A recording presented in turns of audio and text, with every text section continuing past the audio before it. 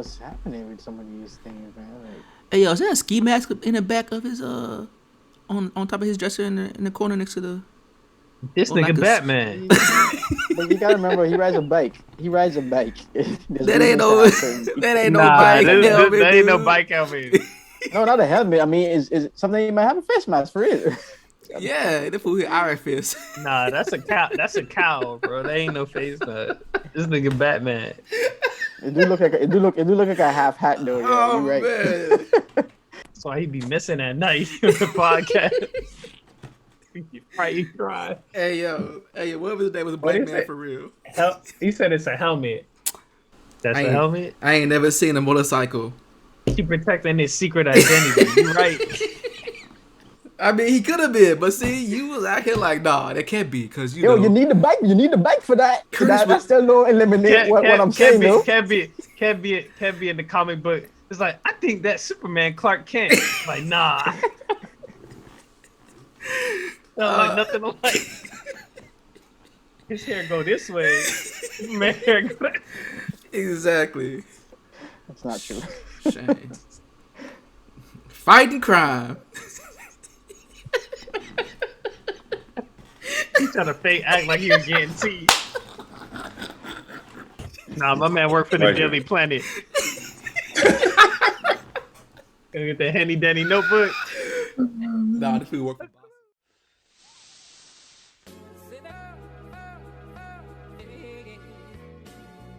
Welcome everyone to another episode of the Warmup. I'm here with the guys. It's me, Mount Chris Moore, and I have Big Ticket R.O.Y.Reg, and I have Kev RL in the building. Say what's up to the YouTube and Spotify crowd, guys. What's up, everybody? Thank y'all for coming through. Cool. And this is your first time rocking with us. This is a place where we talk about sports, current events, and everything else in between through the lens of black culture. And just as you heard, a little bit of announcements. We are also being hosted on Spotify, so please check us out. I'll have the link to the description box in the description box below. Follow us on social media, Twitter, Instagram, Grindhouse, NTWK, respectively for each one.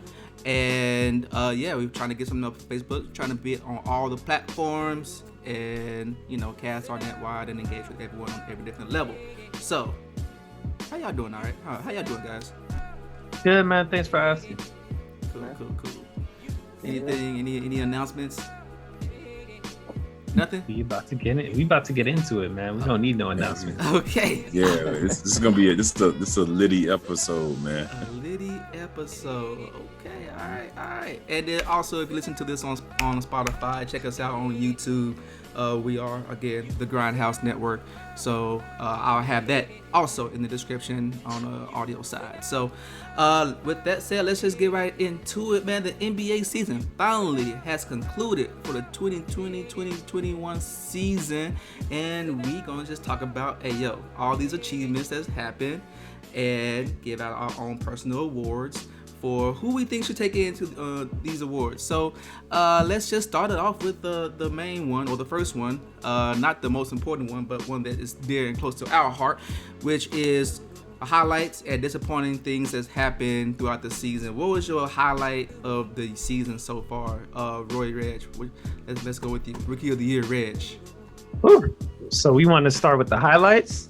Or most surprising, I would say for me, surprising will be the Knicks run coming up to come high seeded out of the East Coast. I think it caught us all off guard. The Knicks have been the butt of the joke for the NBA for quite some time, and the run they're having was the surprise for me. And if I had to pick something disappointing, I'm gonna say all the injuries, man. At this important time in the season. We got Clay injured at the beginning of the season. Jaylen Brown's out right now. LeBron and AD and Caruso and Kuzma, right? He got the hand injury too. Jesus Christ, it's to the returning champion team. D. Mitch, what's his name, out for the season on the Nuggets. Jamal Murray, just injuries all over. Oladipo in Miami, just injuries everywhere. That's been the disappointment for me. I feel you. And the COVID and the missed games for COVID, Schroeder.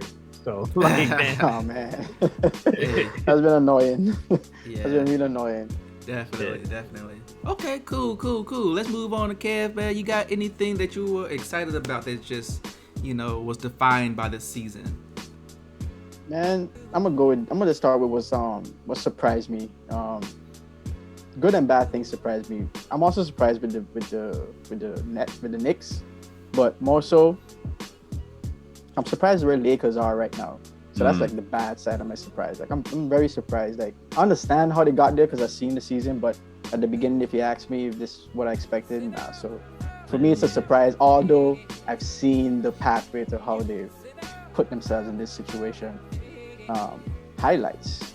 I wouldn't say surprising because I've been talking about it, but I'm happy to see the Warriors doing what the Warriors are doing. I expected them to be in the play-in, but I also expected them to be like where they are right now. Like I was hoping to see them in the 8th seed. If they fell in the 10th, I would have been happy nonetheless, but I wanted them to be in the official, what used to be the official playoff bracket. But it is what it is with the play-in, so we still got to knock it out. So those two things I would say is like my surprise and highlight. Okay, awesome. Big ticket. So I echo what those guys say. So we're sticking with just surprising. Surprising. I guess Reg is surprising, disappointing. So surprising for me is how the games are going, man. I mean, we went from like a bubble environment, right? People were getting checked 1,000 times. No visitors allowed inside of Disney World, right? Orlando was like a camp. So now the team's able to travel. They're allowing like a limited number of fans in. So just think about a few months ago where the NBA was, where they are now. Remarkable, man. They're doing a phenomenal job, right? I got to echo what Kev said with the Warriors because I thought they're going to have a decent season. Then Clay went down again, man. I feel bad for Clay, man. But they had team picture day today. Headband Clay is back. So it was, at least he was up for pictures, right? So the Warriors making it to the play-in is really surprising. You think Steph Curry came back from the hand injury, right? Then he was playing this season. Then the Warriors and him literally fell on the ass, right? So they come back from the bum injury, and Steph's been playing just out his ass since he fell on his ass, right? So he's just balling out. So I like that. That's a surprise. But I gotta say, my biggest surprise, man, outside of the Warriors is James Harden. Because you think about how he started the season off and the whole world hated him, man. They were ready to write him off like we did Pepe Le Pew. And he was able to bounce back from that, man. And I like to see the transformation of James Harden from the Houston Harden to like the supernova refined OKC style Harden, man. He's dishing. He's making everybody in the floor seem like they're an all-star. And I can't wait to see what he does in the playoffs. So that's my two. And I also want to add to what you said. I feel like some fans out there would say he's making everybody look like an all-star because everybody on the team is an all-star. I don't feel that way, but I think some people would say that. Yeah, you know what? You're right. Or Kyrie. No, Harden, because he said he's making everybody look like an all-star. But people be like, oh no, you got KD, you got Blake, you got Kyrie. How you make KD look like an all-star? He brought Blake back from the dead, man. Call Blake Frankenstein, bro. Man, Blake Griffin was tricking y'all, man. He was waiting to get the contract. He was just biding his time. That's all. He was maybe the dude was on the strike. climb up, man, and he just get into that sweet spot. And emotions, energies, and stuff that'll change your vibe a lot too, man. So the whole new space he's in, playing with all these all stars, we don't really know how that may have changed it. Yeah. So that'll make you get up too, man. Versus playing with a drowning organization, you get to a team that's going to be, expected to make it to the Eastern Conference Finals. You get up for that. Yeah. Especially for that, for sure. No one's won a chip outside of Kevin Durant and Kyrie. So. Well, speaking of getting up, Mr. Chris Moore, man, what's your picks? Yeah, man. So I was going to go, Reg. All y'all had some good picks, by the way. I was actually going to go with what Reg said. For sure. And I don't want to just piggyback on that. I mean, he's already shined right on it. Man. But I'm gonna go in a different direction, considering he's already touched on the things that I would have originally spoken on, which has been the Knicks, specifically Julius Randle. But most surprising for me has been Well, I had one and I lost it. But let me talk about disappointing one, because that disappointing one has been lingering in my head for a while, man. The way that people have been acting about play-ins, like, it is the worst. It's the worst addition. It's like they said, we're going to take the shot clock and move it to 10 seconds, and y'all got to play in 10-second intervals for possessions. And all the old men get mad, like, I got to run. Like, no, bro. Like, the play-in makes it more competitive. We're watching the last 2 weeks of the NBA with more attention. There's going to be people who are hot swapping in and out. Like, we're just bracket watching the whole time. Like, this is something that is new, and obviously you're going to have people who are not going to be as easily converted to the idea. And obviously, people who are older, they may not want to have to deal with that, considering like that may be more games, or it gets them out of their rhythm that they've been doing for 18 years. LeBron. Like, I was about to say, this sounds like you jabbing at LeBron, but I'm glad you put it out there. I think he's right though. I think he's right though. He is right. We played all these games to suck and land at 8th place. I want to earn that 8th place spot that I sucked to land at. Yeah, like it's just been crazy, and so, like, yeah, this is usually the time where a lot of teams who are already locked in, they start to take days off, manage, get ready for the playoff, and heal up. And for some of the teams, top 4 teams, top 5 teams, if you're locked in, you don't have to worry about it, right? So play. That gives you more incentive to play and make sure you're in the right spots. You don't hear the Phoenix Suns complaining about playing, right? Nope. You don't hear Clippers talking about it as well. So, like, neither LeBron last year. Yeah. He did complain last year. He was like, "Oh, we don't know if we're gonna prepare for it." Oh. Yeah, that was. I guess he got every angle. And Luka, you don't like it at the top or the bottom. Yeah. Luka not saying anything anymore. He's good. Exactly. He just playing. Yeah. Exactly. So it's crazy. Mark Cuban may have something to say. Yeah, so I was just so disappointed. Like, yo, why y'all so mad and so worried about what your team ain't in or ain't got to deal with? Or if you on the bottom looking up, like, yo, I get an opportunity. Why you mad at them? Let them live. So that was my most disappointing, man. But yeah, my most surprising, like I said originally, was Julius Randle. But I mean, I can go in another direction, man. I'm surprised at Phoenix Suns and just kind of how they even though it was a little bit expected, we didn't expect them to be number 2. We're undefeated in the bubble. Undefeated in the bubble. Oh, there you go, talking about that bubble. They didn't bubble. We called our teams in the beginning. Who's going to be the surprise? It was 8 games. Hold on. But it was still impressive, though. No, but it was 8 games in the middle of a pandemic with everything changing. No fan, everything it was different for everybody. I'm changing my name. Bubble Champ. They executed within that change. They executed within that change. Praises to them, and y'all right. And I'm just saying, like, it's 8 games. Let's relax on the bubble talk. Dude, it was a momentum switch. It was a momentum switch. The consistency of focus that they demonstrated in the bubble, the consistency of effort. These things are very important, especially for an organization and a team. So to demonstrate that at any point in time, for any span of time, is a positive thing. And then capitalize and add a piece like CP3 and just keep it going and even elevate. I do see the transition and the elevation. I just when people focus in on that eight game period, I understand. Kev, you know why he's mad, man? Because just what you said, right? Phoenix demonstrated that they locked in the bubble and they conquered the bubble, right? You know who else conquered the bubble last year? Miami. You know who's not conquering this season? Miami. So I can see why. Hey, they in there. What? That is a weak Miami argument. Didn't conquer the season, though. They didn't conquer the season, but they conquered the end of the season. Yeah, and they do actually. And it was a weak argument in general. Yeah, they're like the same seed, like 6 or 7. Yeah, exactly. They're in the same seed, and they're peaking at the same time. It was the same thing. If you looked at the Heat last season, Reg ain't petty like that. Yeah, exactly. If you looked at the Heat, and that's another thing, I didn't sit there and be like, "Oh, did you see the 8 games before the playoffs that the Heat played?" Bro, nah, he wouldn't say that. Playoffs. Focus on the playoffs. I'm not gonna focus on the 8-game run. Like that's crazy. Nothing to focus on. It was just a hint. It is a good point. It's a good sample size, and it's good to think, and that they built on it. That's great. But I just don't want to. I just don't want us to be like, "Oh, hey man, them 8 games." Because remember who else had a great 8 games? Who was dude on the Pacers? Y'all don't talk about him no more. He's injured. TJ Warren. He's injured. Oh yeah. when he got injured, because you don't even know. Irrelevant. Exactly. Exactly. Just a bubble he got. I'm gonna let y'all go though. I ain't gonna Thank hold. you, man. Thank you, Darrell All right, Reeves, let's move for on. kicking us off the rails with a bubble champ. Oh my gosh. Okay. Thank you for knocking us off the rails with that one. But yeah, man, most surprising. Like I said, no one expected them to be number 2. They were not going to be a power team in our eyes in the beginning of the season. They were going to be good, maybe top 4, because they would 8-0 and all that stuff, and they only added 1 player. So like that says a lot, And the crazy part is that Money Williams got them to play.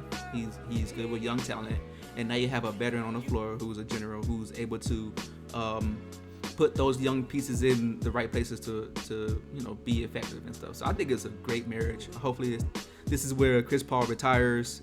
He gets closer to his ever eluding chance at a championship. So that's my most surprising. I'm gonna leave it there, man, because we got a lot of stuff to get into. Like I said, a lot of stuff was good. CP3. Shout out to CP3, man. Yes, sir. He's like 38 years old and he's still doing it. All right, let's move on to the next thing, man. We have the coach of the year, the person who is making or breaking a team from the top down, sort of the general manager and president of basketball operations. Coach of the year, man. Who do y'all have as y'all's best coach and leader of men in the NBA? I'll start with Bubble Champ because he get his out the way. He's probably got something. So I feel like I'm about to step on Kev's toes because he asked this question before. Wait, let me ask the question again, because there's a lot of great coaches right now. I can't sit here and watch every game. I'm sorry, I got things to do. So I'm curious. I want to know, what has Tom Thibodeau been doing to get New York where they at right now? Is it a Tom Thibodeau thing? Is it a Randall thing? What is it? To me, it's a Tom Thibodeau team, right? Because the same reason that the Pelicans hired Van Gundy was for defense, right? They got Tom Thibodeau defense. The reason the Boston Celtics beat the Lakers that year, that was a Tom Thibodeau defense. And we noticed Doc nor Tom have been back to the championship without each other. All right. Tom went to Chicago, defensive team. The Timberwolves, when he had Jimmy that year, defensive team. I think Tom brought that hard-nosed way to play basketball to New York, which is the perfect city for that type of environment, man. And Julius Randle, he's a grinder, man. LA, New Orleans, you saw his growth, but nobody expected him to be what he is today. So that's Tom Thibodeau through and through, man, to me. Okay, all right. So we got Tom Thibodeau, Roy Red. What you got? Okay. I'm gonna have to go ahead, and that was on my list, man. Tommy T. That was my coach of the year pick, and great reasons that he said defense. I was watching some of the games. I know you said you didn't see some of the games. I just seen a few of them. That defense has been smothering.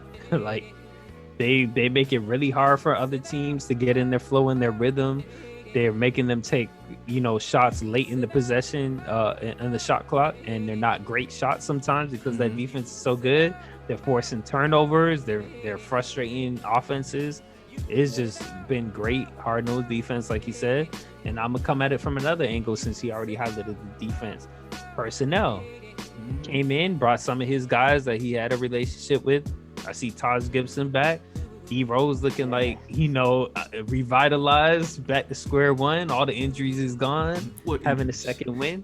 Exactly. So he's playing at a high level. And then you got Julius Randle just being the helm there. And then they're fostering that rookie who's already had a rookie of the year type of season last season. He's just continuing to build on that with RJ Barrett. So it's been a great run. And I just want to add something real quick to that what Reggie said, man. It's like the players on the team. Would you say any one of the players on the Knicks roster would be like a number one defensive stopper? No. That's not over the years, not that I could think of. No. Yeah, that now. Maybe Taj back in the day. But like that's team defense, man. When you think about it. Oh, it's definitely team defense. Yeah. Makes sense. I agree with that. Yeah, I was gonna say the same, man. I think this is pretty what's what I'm looking for? Unanimous. I think this is pretty unanimous, man. The Tom Thibodeau is taking a team that has been ailing for 20 years. Ain't no one looking for the Knicks for no reason. Like you give me Nick tickets, I'm be out here like, how dare you? Like, I feel offended. Yeah. What you mean? You want to go to the Garden just to be? No, I don't want to go in the Garden and watch the Knicks play. I would be there. I would be there. I would be there. offended. I was like, bro, you can't give me no trash off the street. Can I at least? They're playing They by got some themselves, though, cans in Chris. there or something. I could at least turn it in for 15 cents. Like, I don't want to watch this. It's a horrible product. But no, man, they finally turned around and they kicked out Spike Lee. And they pushed up on Oakley, man. These are legends, man. So He right back there watching games. oh yeah, he back there now. He in there in the front row. Yeah. Yes, sir. But no, man, he took a flailing organization and he made them relevant in the same time that Brooklyn is getting all the love and praise for their star power. So he took a bunch of players, like I don't want to say ragtag, but like a bunch of role players, marginal players that no one would probably want to pick. If you did a all 30 team draft with all the players in the player pool, these people are not being picked first, second, third, fourth, fifth. They probably won't get picked the fifth round to the fifth or sixth round. Like that's kind of how it is, man. And so Julius Randle is Tom Thibodeau's muse. It's similarly to like how D'Antoni and James Harden had their relationship going, because when it comes down to it, he uses Julius Randle as his closer, as the person who keeps the flow going. The offense flows through Julius Randle, and it gets the opportunities for RJ Barrett to knock down his shots and be impactful. This is an opportunity for Derrick Rose to not have to worry about double teams, and he can play off the dribble. Like, it gives people opportunities to elevate and be great at what they do in the least kind of pressure, like without having all this pressure. So Julius Randle, big props. No one even saw this dude come in to be in the All-Star game. Like, people was like, why? Who is this guy? Like, so yeah, it's unanimous, man. I don't know. I could think of Monty Williams as a secondary person because, again, I was gonna ask you guys. Yeah. He just jumped up ahead of Tom Thibodeau. Yeah, I was gonna mention the favorite is actually Monty Williams, and then tied with Tom Thibodeau is Quinn Snyder from Utah. Yeah. The only reason I haven't picked Utah yet is because Quinn Snyder's been doing the same thing for multiple years. I think the only difference is he got Mike Conley, and Mike Conley's comfortable now. So now they're really just firing. And also D-Mitch is a little bit more comfortable and mature at being D-Mitch and being that guy. So let me throw a monkey wrench. I'm gonna throw a monkey wrench in here. I'm thinking about a coach that went from same team but two completely different ends of the spectrum. And Steve Kerr. Now, granted, we know he has Steph Curry, man, but Steph Curry is not making the Warriors defense a top 5 defense in the NBA. So, yeah, so I think he's not coach of the year. I'm not going to say he's at the top, but he deserves conversation. Honorable mention? Yeah, he deserves to be in the conversation. Yeah. He deserves honorable mention. He is doing way down there, but yeah, sure. Yeah, way down there. It's a very far end of the table. Very far end of the table. That's a big change, though. You're going from a mega to the team that other teams are like, nah, we're just gonna wait till y'all just disband. To having, he didn't expect this season. Well, not even you talking about mega team, but we can point back to last season. We went from a team that was at the bottom, the very bottom, and he's been able to craft, along with the effort from Curry and some of the pieces they added, been able to coach them up into, getting into the play-in. So that's something big, but he ain't coach of the year. But I feel you. No, he ain't coach of the year. Okay, I feel you. Kev, you got someone, or you just gonna roll with Timmy? I mean, like I said, I can't roll with Tom just because I just haven't been exposed to what he's been doing in New York. So okay, I look at the list and I see Monty Williams up there. Right now, to be honest, the lowest guy on the list right now is my favorite, Doc, but not necessarily for coach of the year, but that's just one. I like Doc as a coach, and two, I do watch Sixers. That's someone I have started on my list, and I like how they've settled down. Like, I feel like the way they used to play before is like they were winning, but it was a little bit flashy. And B was a little bit, I don't know, like joker sometimes, playing the fool a little bit.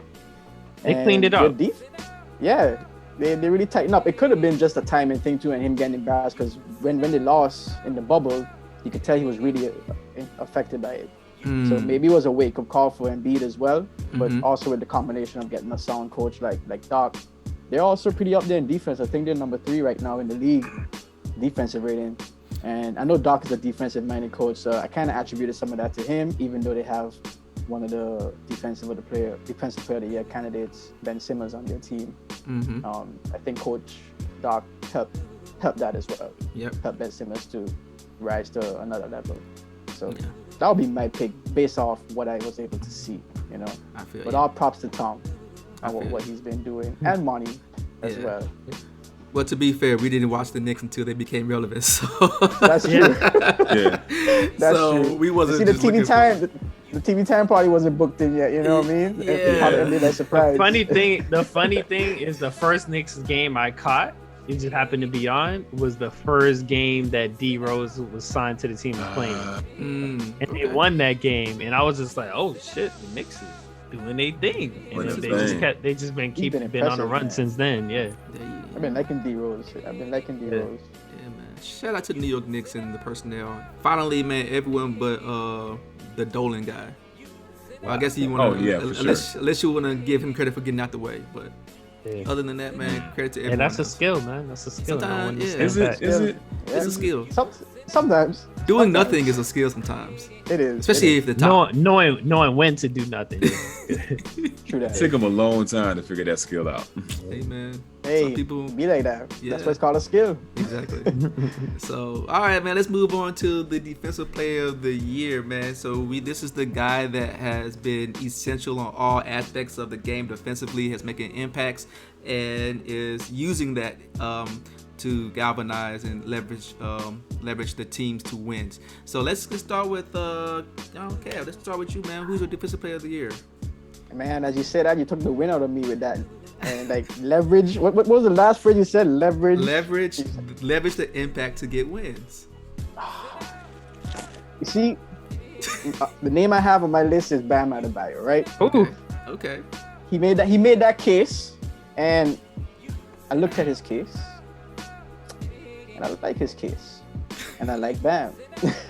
I like his tenacity. I like his ability to guard multiple positions, and he's out there. He's raw out there. I like Bam. Just him and we're like that.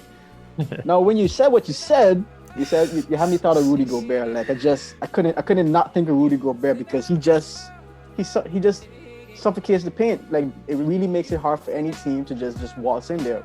I saw it with Warriors. They were struggling. As soon as he went to the bench, it was like open season, and you can tell the difference. And it's not just that game; it's like consistently. When he goes on the bench, something definitely changes with the defense. So with respect to impact, he has a huge impact on Utah's defense. So I'm gonna have to give it to Rudy. I have to do a change up dynamically. Okay, I feel you, man. I'm gonna go ahead and go because I'm gonna piggyback quickly off of what you said with Doc Rivers. Ben Simmons, man, is not great at offense when it comes to shooting the ball past the free throw line. Everything is hitting the side or hitting fans. But when it comes to defense, this dude is a lockdown defender.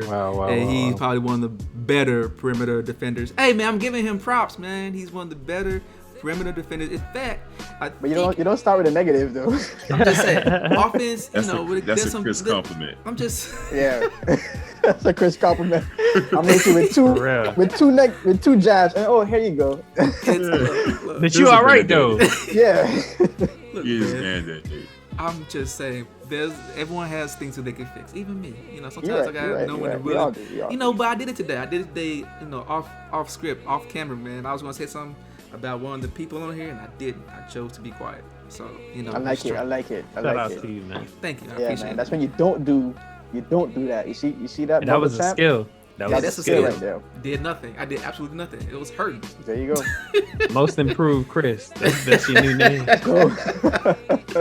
So, but Simmons, man. So the team, right? Philadelphia as a team has been defensively tuned, and they already had good raw talent because Embiid is there, Ben Simmons is there, so the raw talent is there. Doc has honed their man to be the number 2, I believe, in defensive efficiency. Ben Simmons is ranked number 5 in steals and number 3 in deflections.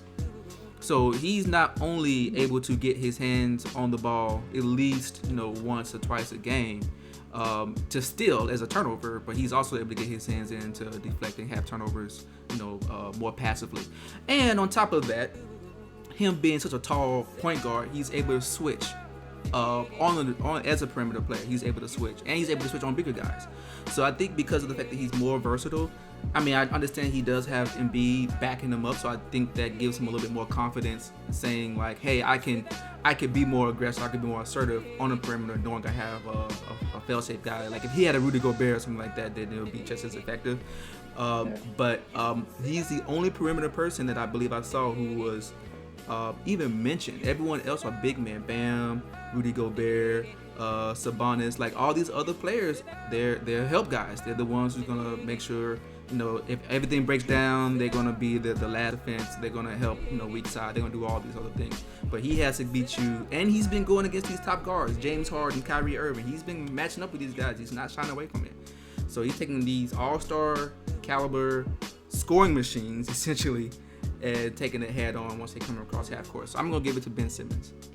So that's my pick. Bubble Champ. I'm sorry, but I called you Bubba Champ. Like you from Alabama or something. Bubble Champ. Bubba Champ. Bubble Champ, who you got? Hey, so, all right. I'm going to come in with a dark horse, man. Now, put the context on Don't say Draymond, please. Please don't say Draymond, dude. So defense. I was going to say Draymond. He can't do defense that. Requires, it's a mental game, man. You know what I'm saying? You can have the physical skills and the physical gifts that Ben Simmons has. Ben Simmons is like 20 feet tall, playing point guard, could guard anybody. Got it. Cool. Joel Embiid, you can put him down there, man. Nobody wants to go to the rim with him. Rudy, nah, you don't want to do that. But when you think about the defensive anchor, somebody who can set the team up to play concise, consistent team defense, who else would you have in your corner besides Mr. Draymond Green, man? Besides the best defensive player of all time, the face of the earth, man. The Bobby Brown defense. Here's the thing, Draymond, impact player. If you're not your biggest cheerleader, who is, man? So here's the thing, man. The Warriors. I asked you this question earlier. I asked Reg this question earlier, man. Who on the Knicks roster is like a top 10 defensive player by themselves? Nobody. They're playing consistent defense as a team. The Warriors, bruh. I don't think anybody on the Warriors individually outside of Draymond will scare a lot of people. But he has these boys playing D, man. Top 5 defense in the league. And the Dubs are small this year, man. I can't think of one person. I went through the whole roster in my head. I can't think of any person that shook me a little bit. Nah, man. Jordan Poole? Nah, come on, man. No. And he's playing. Curry. Toscano, maybe? Curry? He got long arms? Exactly, Wiseman. man. I don't want to see Curry. I don't want to see Oh, Curry. yeah, Wiseman, definitely. But he ain't been out there, man. He's been out there. Draymond's playing chess on the basketball court, man. So I know he's not going to get it. He's not going to get it because he doesn't have the stats. Right? He's not getting the blocks. He's not getting the steals, right? But you said impact, though. Chris said impact to the game. Yes. You know what I mean? So you made your point. Yeah. I'll take it. That's impact. I'll take it. Can't argue that. Chris, I got a question for you before Red go on. Going back to impact, just because we brought it up again now. You talked about some of the turnovers and that Ben Simmons forced. Mm-hmm. Do you know by chance their points, the average off of turnovers, Sixers? No, I don't know the transition or turnover or points off turnovers. I don't know that stat off the top of my head. I can find it if you want it. I was gonna ask: does a defensive player get defensive player of the year if his defense doesn't lead to impactful wins? Or is that too hard to measure? I think you still can. I don't think the defensive player of the year has to be necessarily a winning team, but I mean, I think a great defense will help you win games, though. Yeah, so. Makes sense. Yeah, I think you can get blocks and a lot of rebounds and steals, and not necessarily all of them lead to a lot of points on turnovers. But I think you still get defensive player of the year off of that. Yeah, I see. Yeah, that was a tricky one because that's offense now, so you shouldn't really be checking that anymore. Yeah. When I think about impact, I'm like, but you're impacting on defense. What happens after that is what happens after that. Yeah, the impact could be I tie the person down, or I shut the person down, or Yeah. cut the water off, like, or you could just be really smart on a basketball court apparently. So that's or you talk really well like Draymond and set everybody up and make sure shit. Hey, you know what? To Kev's question though, man, I don't know about the turnovers. If I looked at the previous defensive of the year players, man, I don't know the 2011, 2012 Knicks, like what is it like the games they won that season, but I don't think they were like a standout team that year. But he won defensive player of the year. Everybody after him was on a pretty damn good team, man. Marc Gasol with the Grizzlies in 2012-11, Jakeem Noah, Leonard twice with the Spurs, Danny Green, or Draymond Green, I'm sorry, and Rudy.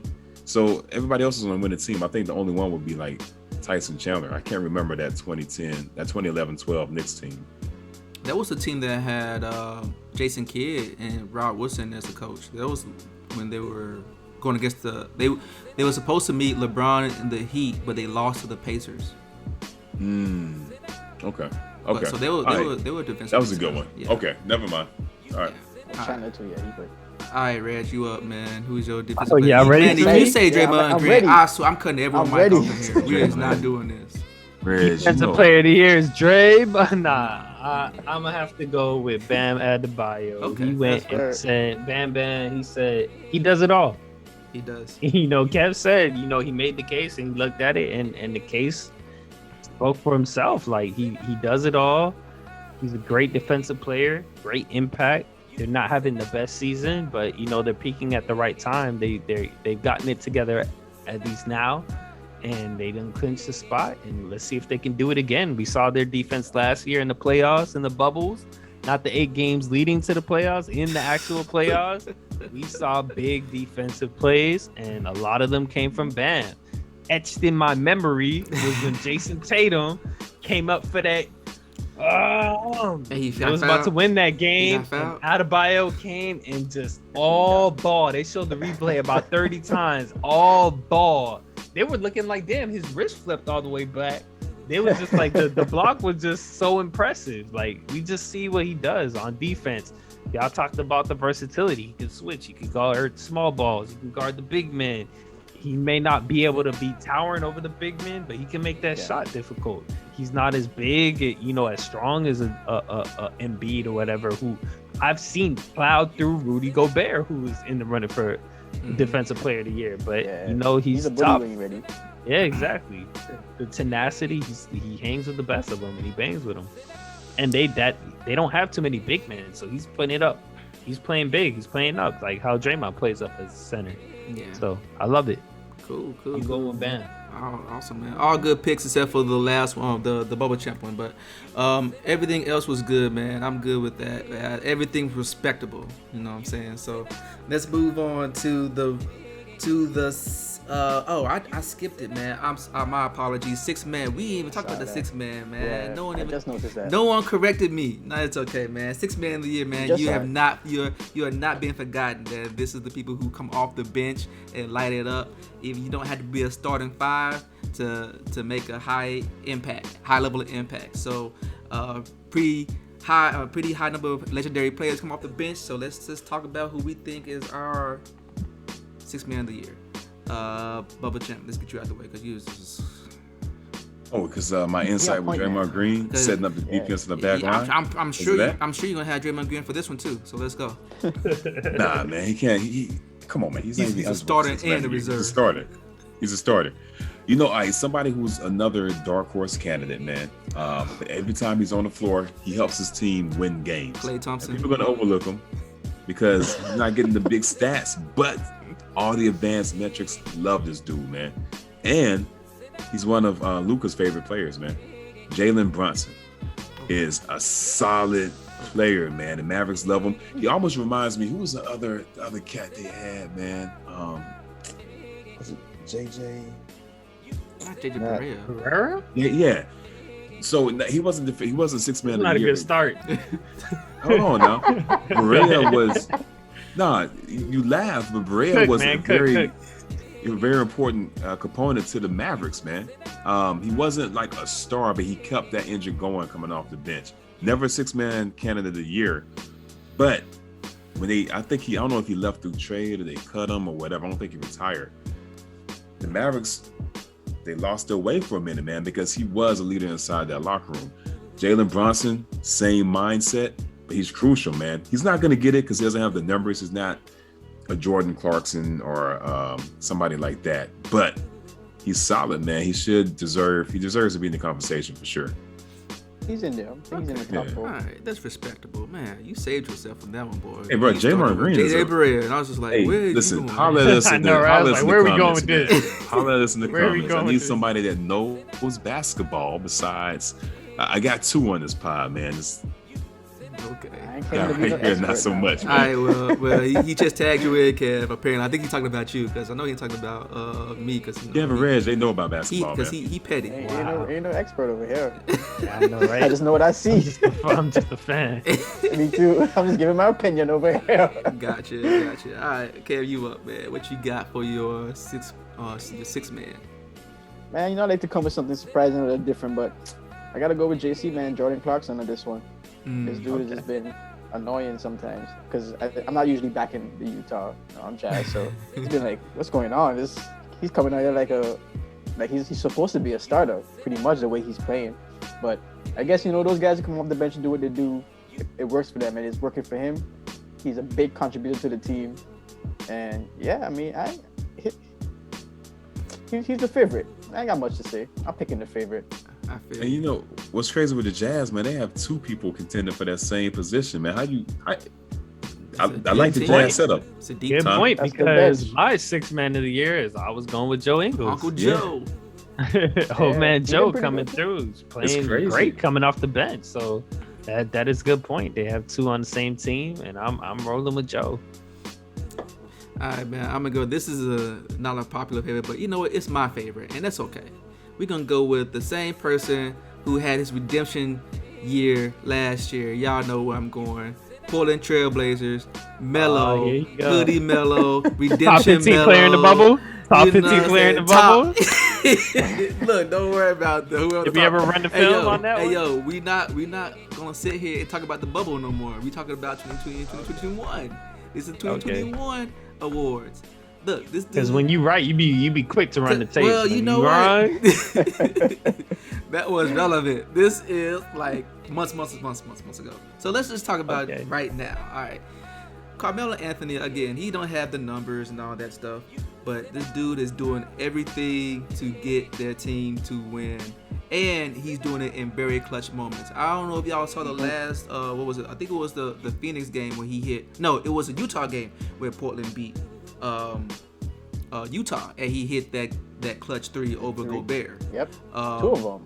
Yeah, even in the game that against the Phoenix Suns, he was the one who disrupted Devin Booker to get him to travel. Like, he's doing like these things that you just don't see on the stat sheet, and he's doing it with a level of humble pie because this dude had to eat that from back at OKC, and Houston and Atlanta. Y'all forgot And the he played Knicks. for Atlanta. And the Oh Knicks. man, what you mean Atlanta? Remember he got traded to He was Atlanta and on, got yeah. let go the next day. yeah. He didn't even get his jersey. Okay. I forgot That's about why, that, because I'm man. like, wait, what did I miss? Yeah, man, he got traded. He's just passing through. Oh man. Heard y'all got good wings. Exactly. So, man, Carmelo, check this out. The number one, again, 10th leading scorer all time. This is his first time hitting career 41% 3-point shooting. The dude is he's just changed his game to help the team. So it's not about Melo being Melo, like, oh, I'm the star, I'm in New York. He's just like, I'm gonna do whatever it takes to get to win. And they needed him. Like, I don't know if they would be in the same place without him. So Sound like you've been talking to Vince Carter, man. Because Vince Carter had a wonderful transition from a star to role player. essentially a role player and Role player, mentor. he Yeah, that's true. I think also true. probably helps that he's no longer the first option, so he's not getting, he's probably having less contested shots. Yeah. But nonetheless, it's a great contribution to the team. Yeah. Mhm. So I've been liking him. I've been having fun watching him. I'm having more fun watching him now than before, where he was volume. shooter, ball Yeah. sticking. Yeah. Yeah. For me, I'm having fun watching him. It takes me back to I had fun watching him in Denver, and then I'm having fun watching them now. New York was just, Yeah. it wasn't all him, man. They never gave him the right players around him. Again, he was the first option, and for some Only reason, in most cases. yeah. I mean, it was that J.R. Smith, and unfortunately, Or Iman Shumpert. yeah, Iman Shumpert. But yeah, but it was just the ball stuck with him. Like he's an ISO guy, so you shouldn't be your first option as your ISO guy. He's not. Yeah. He's not passing the ball. Facts. So, okay, then cool, man. I'm glad we cleaned that up, man. 6 man of the year is down, and we gonna move on to the rookies. First year in the game as a professional and high impact again. People who are leveraging. There's really only 2 people, but maybe 3 if y'all have someone or a dark horse. Maybe just want to throw Draymond Green. Hey, remember? Anyways, whatever. So let's go. He's not even eligible to be a rookie of the year. I don't know. Hey, No sense, man. that's why you say Draymond like that. Hey. I mean, for hey. Chris, he wasn't eligible to be Defensive Player of the Year too, but they ain't stopped him. Thank you.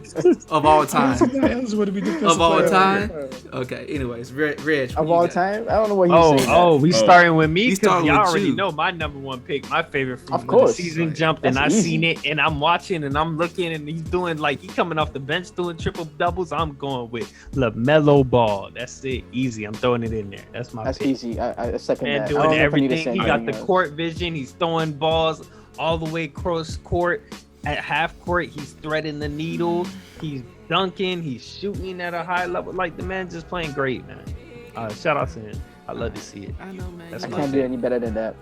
Yeah. Well, y'all some ball fans, man. I appreciate it though, man. Bubble, you going with them or you gonna do something different? Andrew Wiseman. So you going with? Come on, the dude ain't playing, but he's very skillful. I don't know. I don't know who. I know he Just don't watch ain't basketball. playing. He don't watch If he basketball. was- He watch the Warriors. If he was though, he would have been a good candidate, man. He would have If been. He wasn't I got like stuff together. Andrew. I like Andrew. Champ, go I ahead. mean, it's hard to go against LaMelo, man. He's crucial for Charlotte, man. Is Like he? this dude, I think LaMelo came into a good situation. I like the fact that they went old school with him. Say, we know you are what you are. You're gonna come off the bench, man. He didn't have that immediate pressure to ball, man. Mhm. You know what I'm saying? Like Zion came in. Everything's dependent on you, man. Even LeBron, when he first came in, I think LaMelo came in, high draft pick, without all that pressure. I think that's another reason why he's able to be creative like that. Mhm. He can take these risks that the other rookies, they can't, man. They can't because everything is dependent on you. LaMelo, it's a good system. It's a good setup. Mhm. Yeah. I would say I can hear Chris's pushback though. I don't know if he's crucial to the team just because Gordon Hayward and Scary Terry been playing at a high level. Exactly. But Gordon's been injured for a good minute now. I think that makes him more crucial. LaMelo was out with the wrist injury, and they still managed to do what they needed to do to stay in the playoff tournament. Playoff So, race, yeah. but I mean that doesn't negate the fact that LaMelo's No, yeah. It Yeah, doesn't. like, Maybe crucial's the wrong way. Like he's important. Yeah, he's Yeah. important. He He's adds definitely great value to yeah, that team. he adds Yes, definitely great adds value. great Yeah. value. Yeah. That's the word. Boy, you be getting saved, man. Yeah, no, I actually, it's really Rudy Shut it up. it's really between 2 people, man. And, y'all went with LaMelo, man, and I normally would have in the circumstances until he got injured, man. Anthony Edwards, though, I just can't deny the numbers, man. The dude has been scoring 20 points in 33 of his games. He's averaging 19 points a game, which again, it's a little bit more than LaMelo. We understand that he come off the LaMelo come off the bench and all that stuff, but like you guys said, there's pros and cons to this. Pro of coming off the bench is you play against the second string. You can probably whoop on them. You're probably a little bit better than most of the bench second string who you're playing when you're coming off like that versus Anthony Edwards, who's having to play against starters and score. And then secondly, you have Scary Terry and the other guy, Gordon Hayward, at point in times versus T. Woods only really had Cat, and he's still scoring, he's still being effective. But Anthony Edwards, I think he was a little coy coming off into the season, and then as he picked up steam and got a little bit more comfortable, he started, dropping 30 points, and I think even in his last set of games, he's averaging 27 points. So he's gotten a little bit better at scoring. The only I was going to go with LaMelo. The only thing that really stopped me and maybe give cause to pause is the fact that he was injured for a little bit, and also that he was going against second string for a good portion of his tenure as well as a rookie. So props to LaMelo, but I'm gonna go with Anthony Edwards, man. Go ahead. I know he got something. He's grinning. Those some good points though. But those some good points. Yeah, I can't argue with those. Yeah, no, but I understand most of us regular people, man. We good. He just grinning. He got something. Go ahead. I'm gonna let you go ahead and rebut. Wow. Bubble champ. What was that first one? I had to cough. It was a mistake. I was cough. That was a call. Yeah. Nah, hey, no, you know what? You made some good points, man. I can't argue. It's only two. I think a more interesting debate would have been who's third on the list. Because 1 and 2, either pick. But you did say something interesting is going to play into our next topic. You said you were for LaMelo until the injury. Yep. So that's going to play. That's been pretty key for the MVP debate we'll get into. It is. Well, let's get into it, man. The most valuable player. You know what that means? The most valuable player in the NBA. Literally the most important person, most valuable team, most valuable player on the most impactful scenarios where they can be, get highlights and have the narrative built around them on why they making their team great. So that's usually what MVP means. It don't really mean anything because otherwise it'd be LeBron James every year. So outside of LeBron James, because we know he's not even in the top 5 right now. Who do you have? Who wants to go? Kev, who's your MVP, man? NBA. So you did it good. You did a good job starting off saying what it's all about. I had to look it up because I want to make sure, I'm not just being biased, but I am being biased at the same time. So the 4 things that I saw, in line with what you said, it's stats, the impact to the team, and the durability. So games played, just being healthy, and the narrative, which was the first one you mentioned, which is kind of very important. The narrative is very much a big deal. Yeah. I'm going to argue that, man, the guy who I'm going with, he checks 3 of these boxes minimum. You might argue about the stats, but the other 3 boxes, I don't know how you're going to argue it. I got to get to my boy, man, the OG. You already know. Chris Paul? CP3. 3, okay. All right. Okay. Big impact to the team. As you said, to quote Mount Chrismo, they only added 1 player. I don't know what else to say about that. And he played every game. He hasn't missed one, as far as I know. As far as I've been able to search and find out as well. And the narrative. I mean, this team was a Cinderella team. The narrative is there. Took the team. He's the only player added. All that's part of the narrative. And Monty Williams is also there for top coaching position. So he's a contributor to the success, but you can't take it away from Chris Paul at the same time. He crept up on the MVP ladder too, because he wasn't on there before. Nah, he wasn't on there. And I don't know how he is right now, but it doesn't matter for me. Yeah. Number 4, actually. He's number 4. And it's real deserved. Because above Dame time, because I remember somebody was highlighting, man, Dame time. Yeah, but you know what? The reason that I'm okay with CP3 being above Dame time right now is because you can looking at the results right now. Dame time is let that little bit slip. Now he's kind of avoiding the play-in, and CP3's been consistent. I can't be mad at that. He's doing the same kinds of things. He's leading the team. He's making crucial shots. He's putting people in the right place, and he's been consistent in all of that, man. I can't knock it. So okay, I'm good with that, man. Good work, Kev, man. Bubble champ, man. You still researching, or you got someone? No, hey, I got it. So I'm gonna take a page from Kev's book, man. The only thing, this guy doesn't meet all the criteria you set forth. I don't think he quite has a narrative. But as far as attendance, he's been there. And as far as just crucial importance to the team, this dude is he's the foundation for everything this team does. I think not honorable mention. It's going to be between the Joker and Joel Embiid, right? But one thing with Joel Embiid, he missed a couple of games. The Sixers were still doing good. My guy, you take him out, his team's gonna falter. They're gonna flatline. They're dead. So for me, it's gonna be Luka as the most valuable player. I like the Chris Paul mentioned, but if you think about everything that Luka does for the Mavericks, man, they wouldn't even be anywhere. Yeah, they wouldn't be anywhere, man. They literally just be giving the ball, like the man dribbles up. They just be watching him sometimes. It's crazy. I don't know what. Other teams are jumping this guy on the court. Up. He's getting jumped in the games just to keep him from scoring, man. Yeah. So you take him off, man, when the Mavericks don't have anything, man. So most valuable player, the narrative, I don't think he has a narrative in his favor. I think that's why he's low. So I don't think that's why he's going to get it. But Luka, that's my pick. Gotcha. Interesting pick. Is he on the ladder? He's oh on yeah. Yeah. He is number 5. Right behind CP3. Yeah, I think that's fair because what CP3 done with Phoenix, amazing. You know, nobody expected that. We expected Dallas to be in the playoffs. Yes. Yes, that's a fair thing. That's a fair ranking. Okay, all right, man. Well, let me go ahead and get mine out the way, man. This is not going to be a surprise. Look, this dude has been in the NBA for 4 years.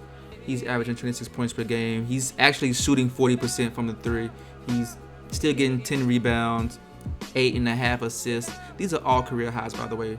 And he's either gotten a double-double or a triple-double in all but 10 games so far.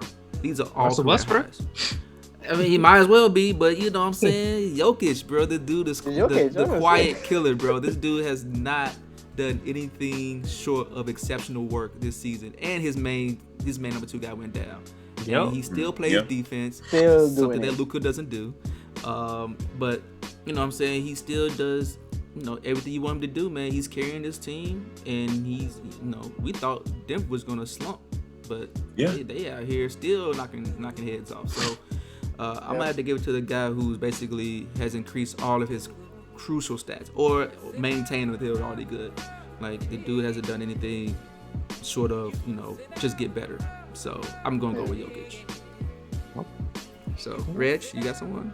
I'm up next. Okay. You last, but I mean, closing it out. I'm gonna go with Nikola Jokic as well, the Joker over there. Like, he takes the most awkward looking, off balance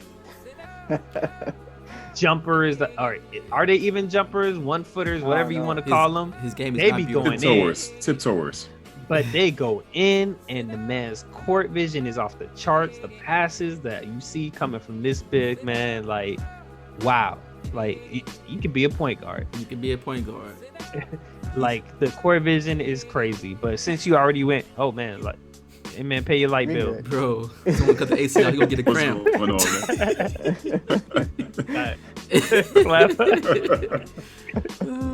Night. The Undertaker about to cut through it is the anyway. So I mean, the Joker. I mean, but you know, Chris already put that out there, so I'm just gonna give. You know, that's my number 1 pick, but I just want to see, before the injury went down, I seen the game with Joel Embiid playing, and I'm looking. The man scored 40 points and had 20 rebounds. I'm like, what do you do? So I think between the two of them, I think it's crazy to see people playing at such a high level.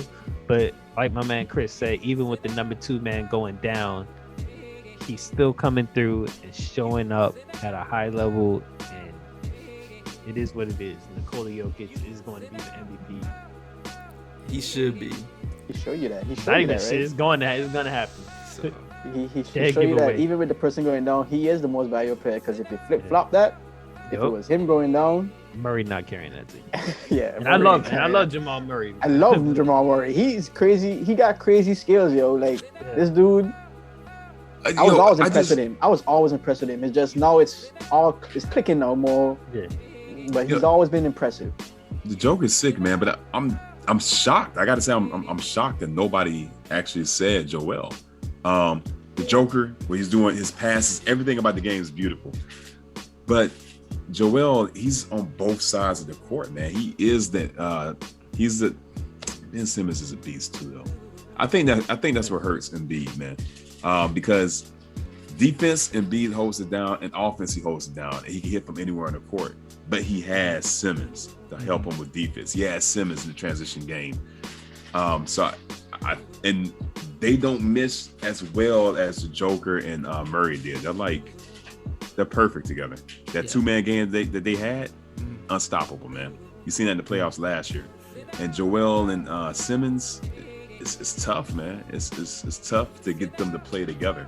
The styles are so different. But I am shocked nobody said Joel. I think it's the injuries that caused. Yeah.